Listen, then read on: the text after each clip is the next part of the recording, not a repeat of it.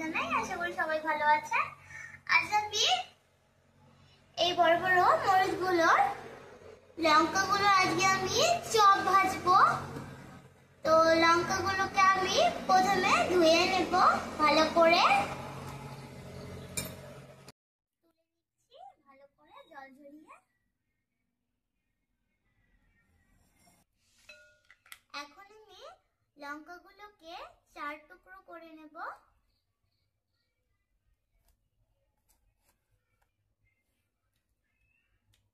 কেটে নিয়েছি, এখন মাঝখানের অংশটা ফেলে দেব।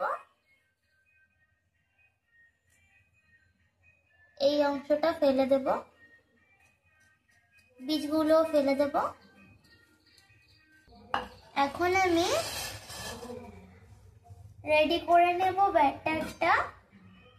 2 চামচ বেসন দিয়ে দিচ্ছি, এরপর চালের গুঁড়ো 2 চামচ, এখন দিচ্ছি স্বাদ মতো নুন, লঙ্কা গুঁড়ো, হলুদ গুঁড়ো, স্বাদটা ভালো আসার জন্য চাট মশলা। উপকরণগুলোকে আমি মিশিয়ে নিচ্ছি। অল্প অল্প করে জল দিয়ে এটাকে একটা ব্যাটার তৈরি করে নেব। একটু মুচমুচে হওয়ার জন্য আমি এখানে একটু কর্নফ্লাওয়ার দিয়ে দিচ্ছি। আমার ম্যাশারটা পড়ে গিয়েছিল, ধুয়ে নিয়েছি।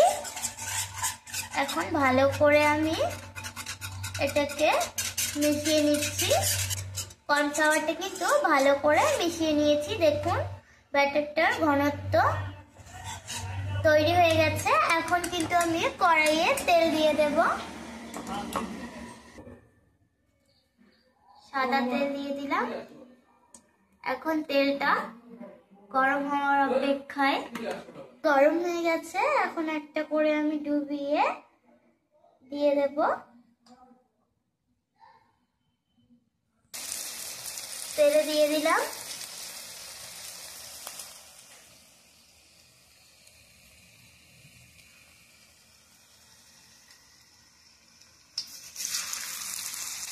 এই যে উল্টে উল্টে ভেজে নেব লাল লাল করে।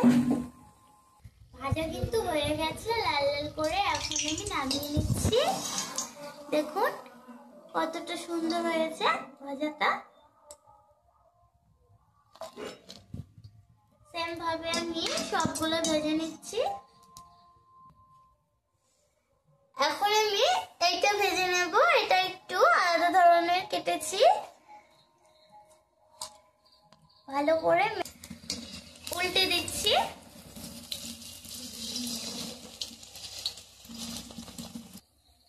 ভাজা কিন্তু হয়ে গেছে, কি সুন্দর লাল লাল হয়েছে। এখন নামিয়ে নিচ্ছি।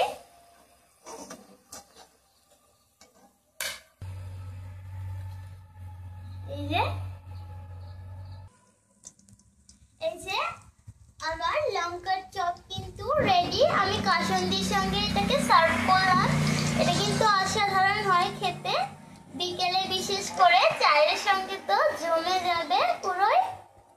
তো আজকের এই সিম্পল রেসিপিটা যদি আপনাদের ভালো লেগে থাকে অবশ্যই একটা লাইক করে দেবেন, এবং চ্যানেলে নতুন হয়ে থাকলে অবশ্যই চ্যানেলটিকে সাবস্ক্রাইব করবেন।